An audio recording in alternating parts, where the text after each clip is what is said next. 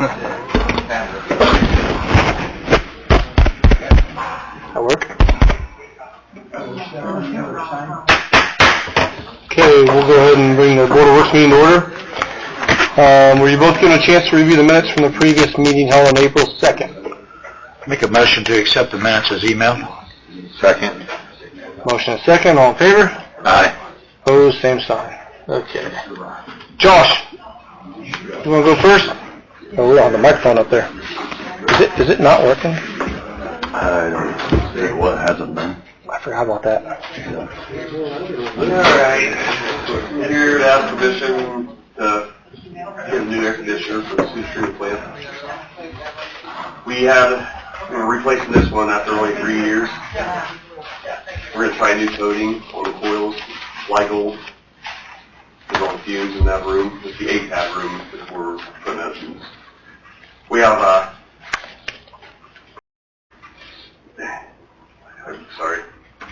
VFDs in there. There's 6 of them. It's producing a ton of heat. It was hot in there today. I was in there today. We're at risk of burning things up, so we need to get this moved as soon as possible. But I could probably get some window air conditioner or something, just double door. We could probably get it moving along until we get it. But I'm part of the county because I know Gold Meadows have a whole bunch of them. We could probably make something work for the time being. I'm recommending Don Myers.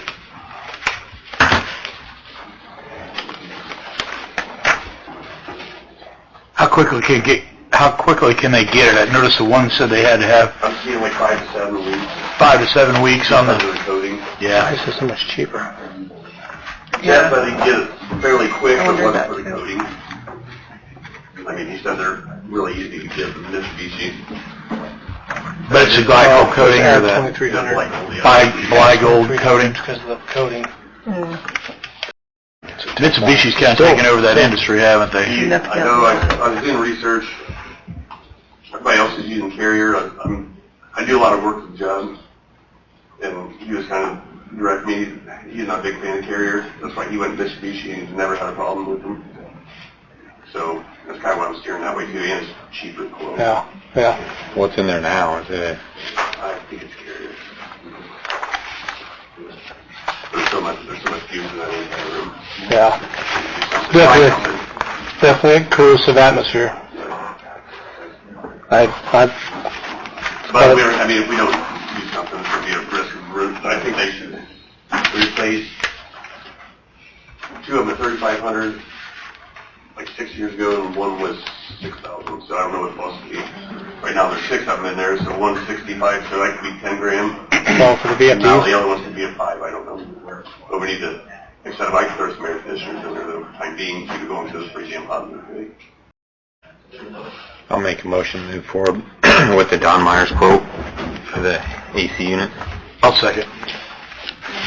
Motion and second. All in favor? Aye. Sorry, Opposed, same sign. Drew blinked. So it's the 82 plus the 2,300 for the coating, right?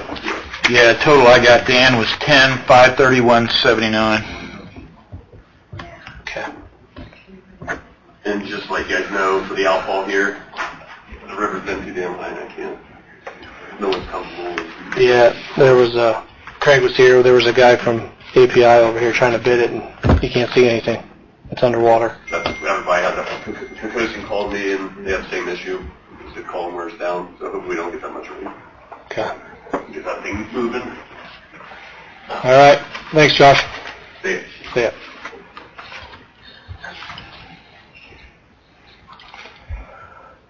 Kevin, you want to come talk about the flock camera systems? Yeah. Make sure you pronounce that right, right?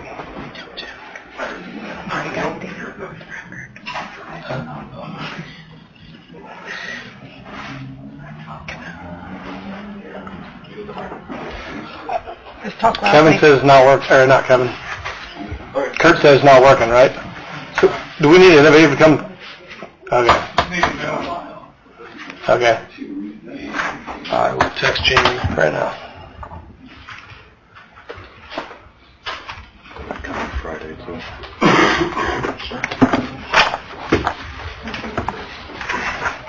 The flock camera system is like if you're not familiar with it. It is a license plate reading system. It is not facial recognition. It's not a speeding camera. It's not detective policing or anything like that. So what I'm presenting to you is a quote from Block. This is for 8 cameras for a 24-month period. We don't own the cameras. If a camera is struck by a vehicle and damaged, or we don't have to deal with it other than, hey, this camera needs fixed. They come and take care of all that. All the data that's collected from these cameras, however, we do own. They don't farm this data out and sell it to anyone else. It's ours, and we control what happens with it. So we can share that data with Wells County, also on the system, and other neighboring agencies. I believe Mercer County in Ohio also has this system. A good way of describing this is it's just more guards at the gates around our community. Like I said, these cameras are not. They don't track speeds of vehicles. They're not capable of it. No facial recognition. They point in one solitary direction, the northbound lanes on 27, and every vehicle that goes by, it captures the license plate number and sends it through the NCIC system, which we can do that at any point in time as we're driving around. And then if there's any alerts to that vehicle, we're immediately notified of it. So if that vehicle is stolen, or if one example I thought of was the homicide suspect that was located here in South Dakota. That one worked out quick, but we could have input that data in that system, and if that vehicle would have traveled past any of those cameras, it would have pinged on it, and then we've been alerted, and we know to look, hey, that particular vehicle's traveling this direction on this road. All officers working could converge in that area and start looking. So this isn't up front, I was a little leery, the big brother aspect of it, but after learning what this system truly is, it's not that at all.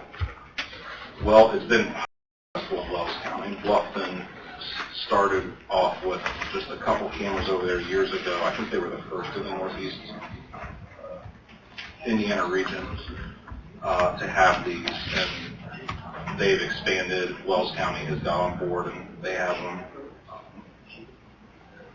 So I'm proposing we use ARPA money to get this off the ground. I don't feel like we need to test the waters to see if this would work for us. It's proven that it works very well for communities, so I say we just jump right in with the 8 cameras. And for the 24 months, I feel that gives me ample time to start working it into my budget, either through grants or looking where I could trim in other areas. So for the 24 months, that's the total number at the bottom of $53,200, where that covers the installation and the 2 years subscription to get all the data that's being collected. Are these solar cameras then, Kevin? Yes and no. So there's 3 different cameras that they offer, and they're all named after birds. The falcon, the raven, and the condor. The falcons are the ones that would be on the side of the road reading plates. Those are solar. If they put them on their own pole with their own solar panel, that's the $650 cost that you see for installation. They do work with AEP, so if there's particular locations where an AEP pole could work, that installation cost will be less, but would still use a solar panel. It operates off of some sort of an internal battery, and it needs 4 hours of direct sunlight a day to resupply itself. So they look at where they install it. They're not going to put it where a wood line is going to obstruct that solar panel. Well, the one to the east of town, or west of town, is that on 224, or is that off a county road, or what is that? Yeah, so the map I included is just kind of an idea of where they could be. It's not in stone or anything. Okay. Yeah, there'd be one on 224. On the west side? East and west. Okay. And then there'd be one on 27 north and south. And then there'd be 4 other locations we could play with. One thought is north of town, for northbound traffic exiting on 27 or Winchester Road. That's a popular back road for if there's any Allen County issues coming down here to commit crime. Mercer Avenue was a thought, since that connects out to 33, and then Pickaway Road was another thought. Some of these locations, Sheriff Napier is also exploring this, so we're going to discuss locations. Not put cameras in the same location? We're not doubling up. Yep. And then one location would be downtown, and they have one of their cameras called a Condor. It has the ability of panning and tilting. It doesn't read license plates, but it will read, like say, you're looking for a blue Ford F-150 or a black Ford F-150 that Kevin drives. You could say, hey, tell me if this a vehicle matching description is in the area. But the more advantage I see of it being in the downtown area is that it would double as security for all the events that we always have downtown. It would just be an extra eye up in the sky. If the worst ever happens, we would have an additional eye that would be keeping an objectionable view on everything. All the data that's procured from this is only kept for 30 days. After 30 days, we don't have control over it. 30 days it falls off, we don't have access to it. So it's not like we're collecting an enormous amount of data. It's really just to have, one, to prevent crime, and then the other would be to investigate crime that has happened. It would be an excellent, it's proven an excellent tool in solving cases. I spoke with Detective Hammond, who kicked all this off, and he's done a lot of the work. There's still a pending case, but the suspect has been unknown for quite some time and has committed fraudulent crimes throughout this region of Indiana. Detective Ham was able to, of course, they came to Decatur, committed crime as well. In his investigation, he obtained the vehicle description, no plate number, just a solid vehicle description. Knew that Wells County had gotten hit after we did, so he gave that data to them. So they ran it through their block system, perfect plate number, linked it back to the individual, and now there's at least 7 agencies that are in line waiting because that's their person, and that's all. I mean, it's great police work by Detective Ham, but this system is what got that last piece that was needed. And then the missing child that had happened over in Wells County earlier this year, that was actually kidnapping. That vehicle was identified through the block system, and that's how they were able to eventually find it. In like Wisconsin or something, Yeah, wasn't it? yeah, Wisconsin or South Dakota. Yeah. Wow. And these are all integrated, so we can share this data, like I said, with who we want. Huntington County has this system. They're in talks with Fort Wayne. Fort Wayne uses a competitive system. I will be very surprised if Fort Wayne doesn't invest in this, with the more I'm learning from it, because they have cameras that will detect shots, gunshots, which around here I would always be pinging for hunters or people off practicing. So Chief, we don't own the cameras, we don't maintain or own the information obtained through the... We own the data that they obtain. Okay. We don't own the cameras. Okay. And we don't maintain the records past 30 days? Do we have any way to preserve it or access it after 30 days? From the way they've explained it to me, after 30 days it falls off the system and it's just not there. Yeah, but she's saying, do you retain the evidence of during that 30 days? Oh, I mean, you have a means of preserving if we need that. to go back and say, well, this happened 2 weeks ago, yeah, we could go back and look through that data from 2 weeks ago. Okay, there's the vehicle. And then, yeah, we would have that. Okay. I guess I'm looking at it from a preservation of a public record perspective. How how we might have to address that. I don't know about I can ask that. that.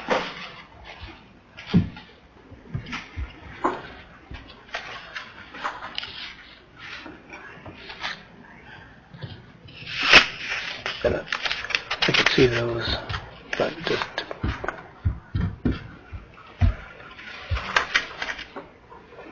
So, you say the county's interested, and by looking at this, half of them are in the county.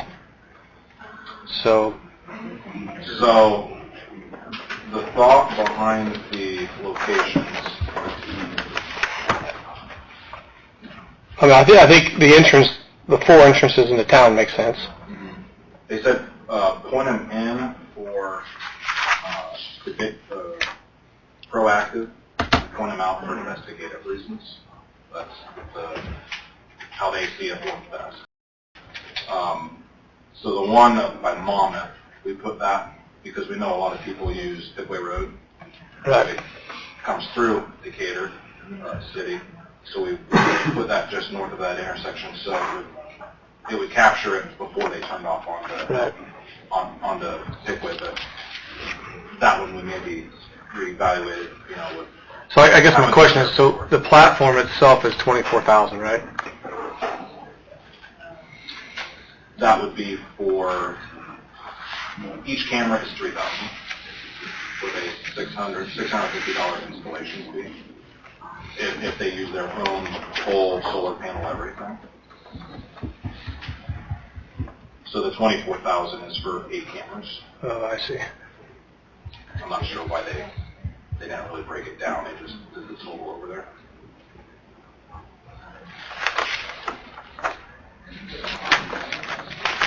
So once they're installed, each year would be $24,000.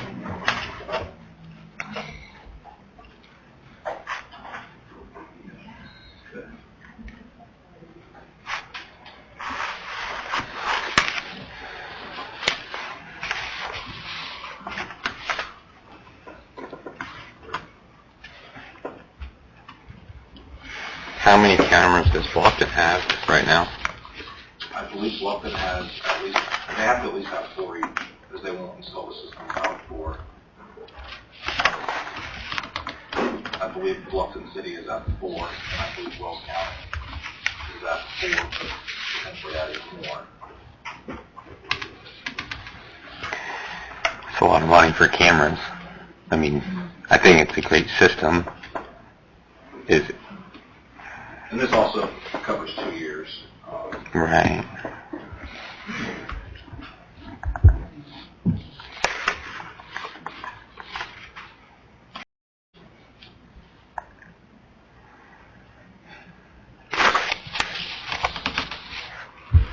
I mean, I think I'd feel more comfortable maybe doing half, hitting all 4 entrances into town. And that's kind of what I'm leaning at, just to feel it out. I mean, Is there an and if you come to me a year or 2 and say, hey, we use this 100 times, we need a couple more. is there an opportunity? Do you want to do one in the downtown area? That's kind of what I'm getting at. If the county's want to get involved. Keep them in the city limits or at the entrance of the city limits or? No, I like what he's saying. Where, like, some people come in, they skip off to Pickway. Yeah, I like the idea of the Pickway Road and 224. I like the idea of 224 on the west side. I like the idea of the Monmouth and the Pickway Road. Mm-hmm. But I'm just saying, if he wants one on the south side of town, do we want one in downtown? I mean, I guess. What kind of coverage do you have? If they work, they're going to pick up people coming into town. Yeah. How important is it for us to have a eye in the sky in the downtown area? Well, is this quote for one of those cameras, or are these just license plate reading cameras that you have right now? They all cost the same. So whether we chose the pan tilt one or the license plate readers, the cost is the same. Other than like the one in the downtown area doesn't operate off the solar panel; it would have to have a power source. But beyond that, it's the same. Yeah, I guess, I don't know. I like the idea of the plate readers. I think I'm a little skeptical on the black F-150. Well, there's 20 of them in town. you know, I don't really like that as much, being downtown.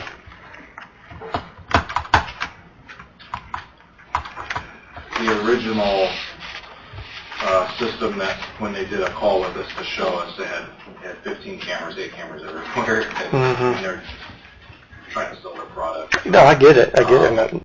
Well, I definitely know it won't do 15, but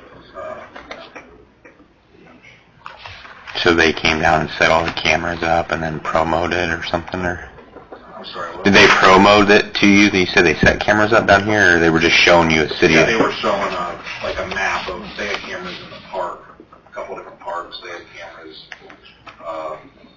all over. And then like some of the places they had them just didn't make sense. I mean, from a map, Yeah. it looked, made sense, but for us, like, well, that camera wouldn't make any sense there.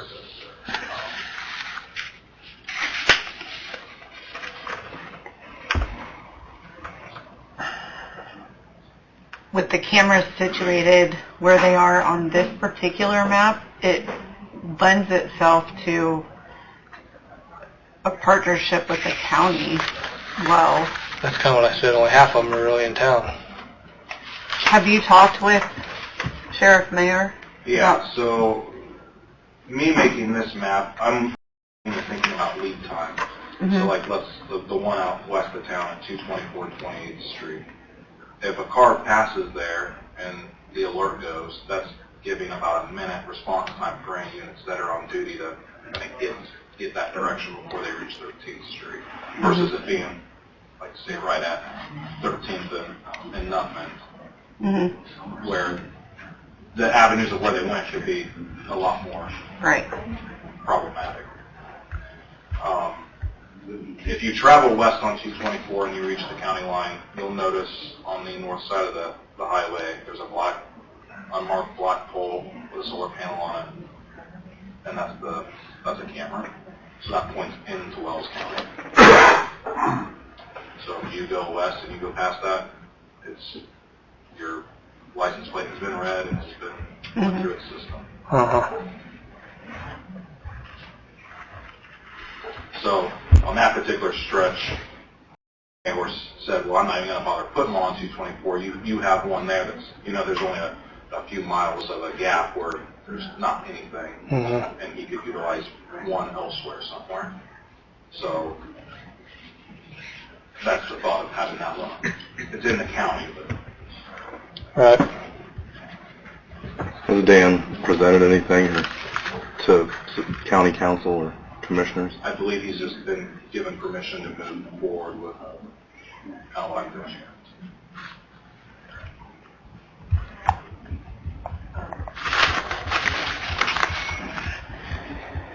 And again, these locations aren't set in stone. This was just some sort of visual representation. Right.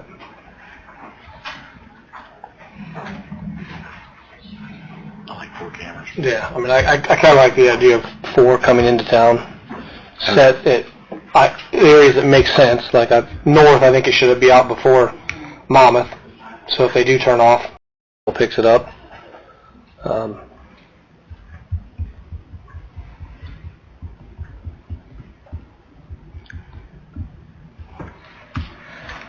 Because you don't have any money budgeted for this year, do you? And this is 2 years, so If we can sign a contract from 1 year up to, I think they said 5 years, you can pick. right. So 4 cameras would probably be half that then, basically. Yeah.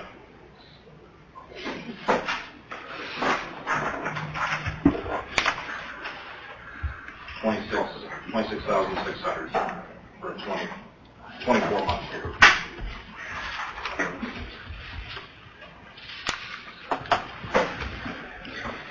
So, it doesn't look like it. It says the second year will be invoiced. They're only invoicing the first year, right? Or are they... That's the way it looks like. It's reoccurring. I can ask about that. I would At the imagine top, that's the probably bill. the normal, you're invoiced a year at a time or a month at a time for that year. I'm sure they're not going to argue if we pay the whole thing.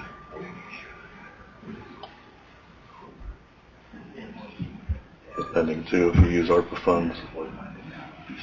So year one, our initial cost this year would be the $29,200, and then next year at the same time we would be invoiced for $24,000, which gives us our contract total of the $53,200. For 8 cameras, correct? Yeah. Okay. Oh, because you're not paying for the installation Correct. the second year. That's, Mhm. so this drops off. The way I'm reading it is it only needs to be, first year needs to be paid at the signing of the contract, so I don't know if I really want to start, well, we're using ARPA funds, if we're going to use ARPA funds to start it, I really would like to see it budgeted out of your budget going forward, so if you can figure out a way to get it budgeted for next year, the $12,000, rather than, because it's going to have to be budgeted at some time.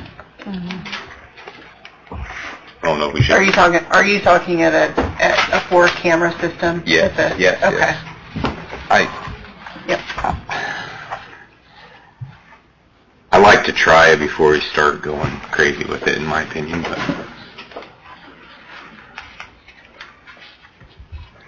I guess a follow-up question was if the 4-camera system is good and it's found to be effective and it would like to be expanded, is that Yep. possible to enhance the contract or enhance the coverage area? Yeah, you can add to the system. Okay. We don't need this one anymore. We could take away. But it's 4. Okay. You feel comfortable with starting out with 4? I'm happy with 4. Okay. I'm always gonna aim high. Sure. Whatever I do. So. You feel pretty comfortable, Dan, with the 4? Yeah, Starting out. I'm just trying, are we wanting to pay for 2 years? Give him 2 years the budget for it, or do you want to pay for 1 year? Of ARPA funds. Yeah. Or,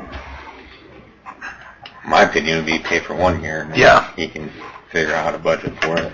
I guess if it gets so tight that he can't, then we'll figure out how to pay for that contract later, but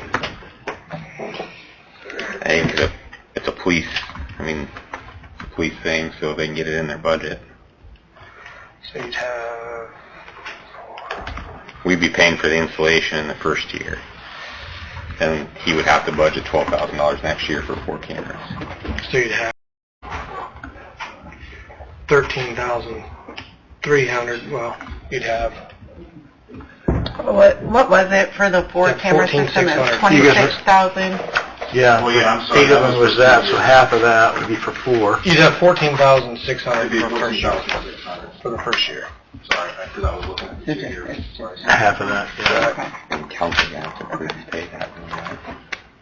So you're looking at, if we do 4, you're looking at 14,600? For the first year, yeah. And then we pay that this year, and then we pay that next year too? Hold on a minute. Well, No, next year would be 12,000. just 12,000. That I was fine in my budget. I agree, I think that's the way to roll. We And then see how Mayhor does with the county. We can't give them approval to go ahead with it. That's probably got to be a council decision, doesn't To it? spend ARPA funds? Because it's ARPA funds. So you can... Make a recommendation. Board of and approve moving forward subject to council approval for use of ARPA funds. I'll make that motion for 4 cameras. I'll second. Motion and second, any more discussion? All in favor? Aye. Aye. Opposed, same sign. Okay. And I will find out about the public records. Okay. I'm sure that's something they have. Dealt with before. Get an answer. Right. Thank you. Okay, thanks. Kurt of Red. That's pretty cool. That way it gives a little time to see how the county reacts. Right, well, I mean, I get the 4 areas coming into town, but going outside the county, Yeah. that's ours. Uh-huh. All right. So the paper that has 4 pictures of the house, that is 430. This is the update on Mr. Greenwood. So, as of April 1st, he was to have a signed contract from a roofing contractor for repairs to his roof. If he didn't have anything by that point in time, fines of $100 per day would start. At that point, as of April 1st, he would have been allowed 60 days to get that quote. So I called him on April 1st and left him a voicemail. On the 5th, we got an update from him. He had been talking to a local roofing contractor. They thought they had worked out an agreement. He was going to make payments to them, and then that would have been the contract that would have satisfied the letter from the city attorney. Once he realized that he was unable to make payments, he didn't have the money to pay for it up front, so therefore the contract was not signed. He also spoke about a neighborhood impact program, and on the 12th, I talked to a lady that's a representative of that. Her name is Doris. This whole thing sounded pretty fishy, so we dug into it, and it's legit. It's co-sponsored through some local banks and stuff, partner in a real estate firm, so it makes sense. And this is a stepping stone to work towards getting this grant to get the roof fixed. He's not guaranteed this grant. His application cannot be filed until May 15th. So at that point, we're 30 days out from now, so he would accrue a ton of fines. So in essence, with the fact that he hasn't truly secured a contract, but he has a plan A with this neighborhood impact grant, we're asking for a stay of his fines until the 15th so we can determine whether or not he got the grant and then act accordingly from there.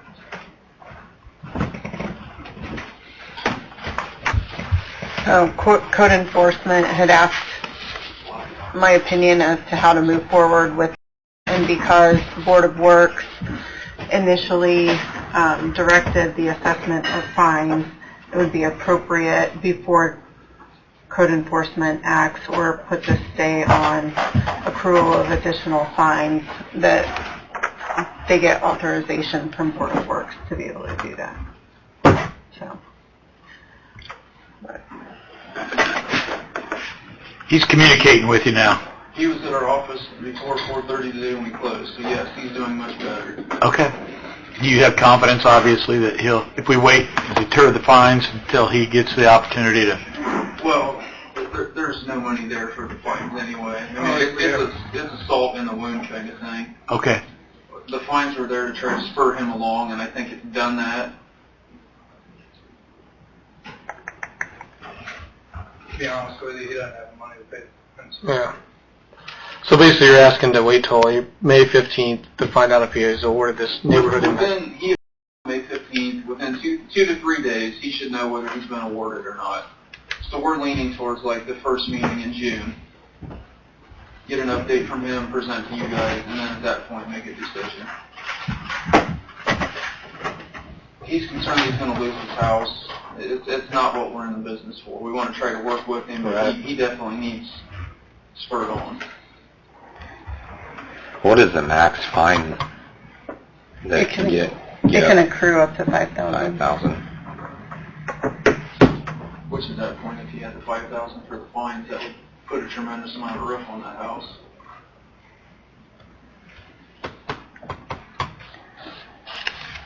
Haven't we dealt with this guy a couple other times on stuff? Yes. I'd rather leave the fines occurring and then deal with it once, if he gets the roof fixed, in my opinion. The problem with that is these fines are going to, if he's waiting on this grant. I get it. But then we can still waive them at the end. But if we take them off, then we're going to restart them if the grant doesn't.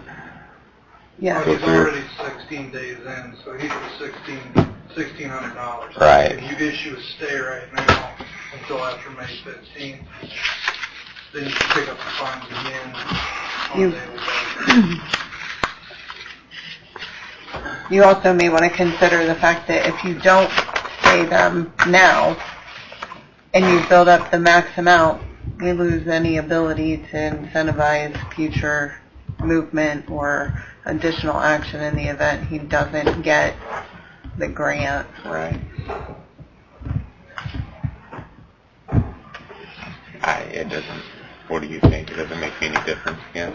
Well, you say he's at the 1,600 right now, and if we put this on pause but leave the 1,600, if he does get that filled, then but if he doesn't get it filled and he doesn't do it, Then he picks up $100 a day until he hits 5,000. I kind of like that.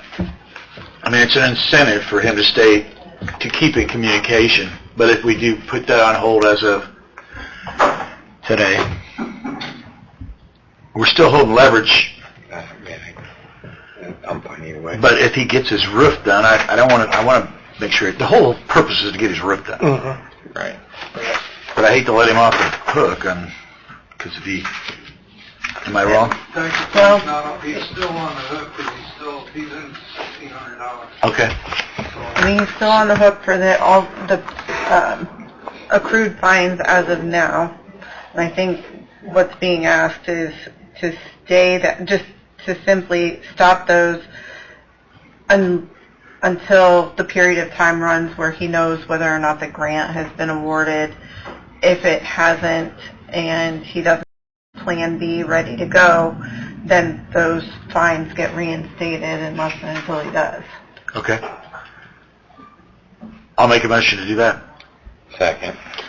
Motion is second. All in favor? Aye. You guys will communicate that to him? Yes. That we're really serious about this, but the whole thing can go away if he gets it done. Okay, then you also have another one, right? Yeah, we got another one. Last meeting, we brought before you 728 Shermeyer Street.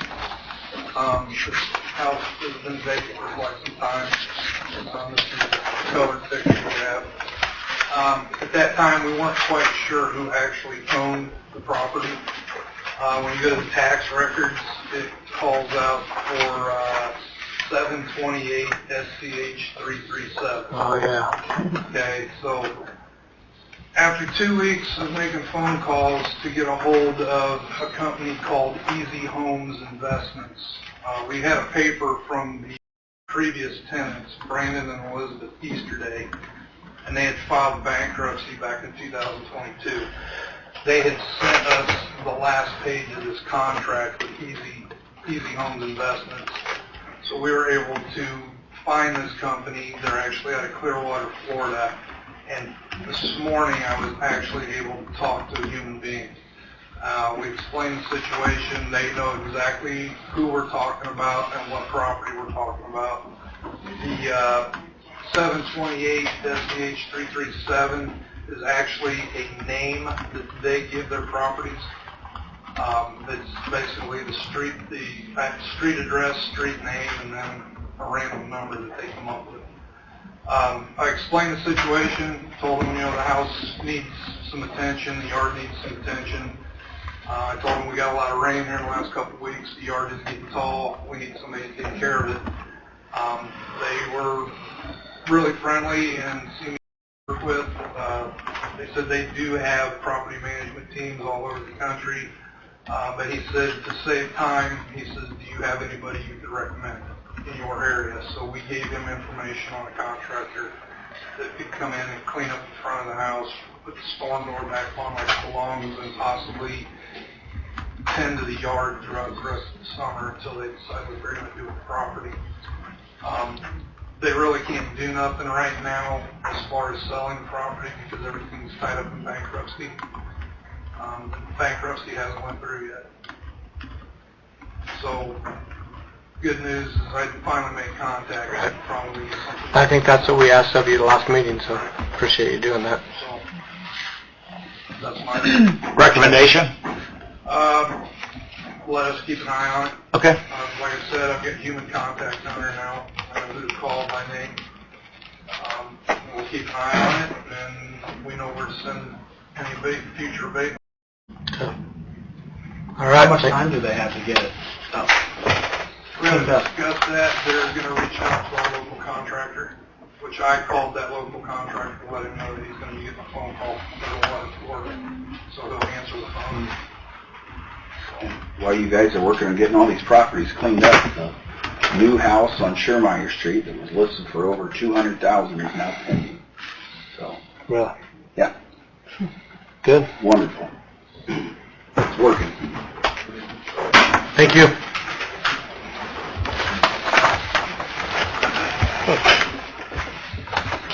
Anything else? What number? Jeff.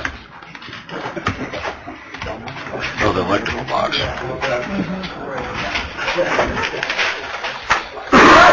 Let's keep the good news rolling. It is. I know. Good news. Last meeting, I brought up about our transfer switch, and the local contractor came in, took our power down for about an hour, and found 2 bolts loose in the transfer switch, tightened them up, Loctite them, and everything was fine. Yay. So it's transferred correctly the last 2 weeks, so some good news. So it was just binding up. Binding up, that's all I was doing. Great. Great, thank you. All right.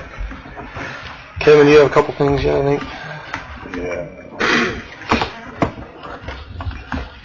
We need to make a matter of record the oath of office and certificate of appointments for the 2 new police officers, Luke Roby and Joseph Collier. They were sworn in last Friday. Okay, sign this. I'll make a motion to make that a matter of record. I'll second. Motion is second, all in favor? Aye. Aye. Opposed, same sign. And then also need to make a matter of record their condition limit contracts for both officers as well. The mayor and them have both signed already. So moved. Second. Motion is second, all in favor? Aye. Aye. Opposed, same sign.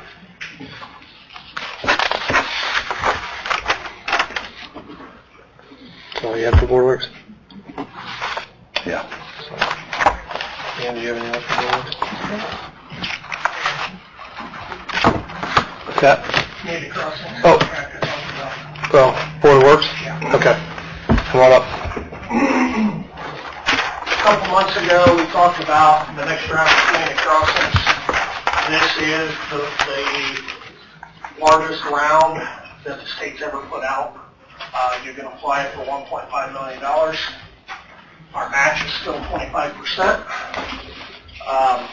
So we put together a wish list of streets and sidewalks, replacement of existing sidewalks equivalent to 2.24 miles, which is it's about 17, so you're almost about 20 blocks. This application would need to be in by July. You know, it's a gamble, but we've had pretty good luck in the past doing this, and USI has given us a contract for not to exceed of $30,000. In the past, for our 10 to 13 streets of mill and paving, it's been about 35, so it's right in the line. It's actually a little bit better because there's more engineering involved. It would be a great improvement if we can get this, or at least get a portion of it. We'll run into a lot of issues with handicap ramps and stuff that we have to keep replacing every year, that we've got a lot of the good ones done, are the ones that are workable. We're getting in a lot of areas that there's just nothing there to work with, so it'd be a great improvement to these neighborhoods. Yeah. And we don't know the future of community crossings with the new governor. It's going for sure all of next year, and then after that, it's up in the air. So we pay through MBH and our local road and street funds. We have professional service money in both. So then we would just have to budget for our share for next year, right? In 25. Right. Which is really not an increase so much, because like I was explaining to Dan, what we do in extra paving plus our match, you're really, really close to the 450 to 500,000 that we put up for our match. So I really don't see a a negative to this. We're already putting out that kind of money for our infrastructure paving. Yep. Just a great way of leveraging dollars. It sure is. Have you already got a list of the streets? Yeah, we work together on a lot of these streets and Okay. went through. There's some areas where there's some sidewalks that can be repaired too with them. And What percentage of the ADA compliance for where are you at now? We're getting really close. If we are awarded this, we're going to be setting really, really low. Like as an 80s, high 80%? I would say easily. Okay. Probably a couple hundred ramps, I think, to go yet. But like I said, the problem is we're in the place where the street is higher than the sidewalk. There's no sidewalk, and it requires a handicap ramp. You put a handicap ramp in there, you're violating all the codes. because there's no sidewalk for it to go to. Sidewalk there. There's a lot of communities that are switching to this, especially with the possible one-time $1.5 million opportunity. They just left the January award, or the January application, and surprisingly, there was a few communities, I wouldn't say a lot, in northeast Indiana that was awarded 1.5. Adams County being one of them. So, regardless, if we don't get it, the engineering will still be done. We own the engineering. You know, we have in the future that we want to apply for other grant opportunities or do it with local funds. The engineering's all done. So you're looking for a motion to move forward with? For the engineering costs? Yes, to go ahead and apply, which you guys have indicated in January that you wanted to apply for the July or June or July. Yeah. But also for the expenditure of not to exceed $30,000. I'll And make this- that motion. And this is with USI This again? is what you assigned. That's the same one you've been doing with for the last 4 or 5 years? That's what we switched to after we had some other issues. Okay, I'll second. Okay, motion and second. All in favor? Aye. Opposed, same sign. All right, thank you.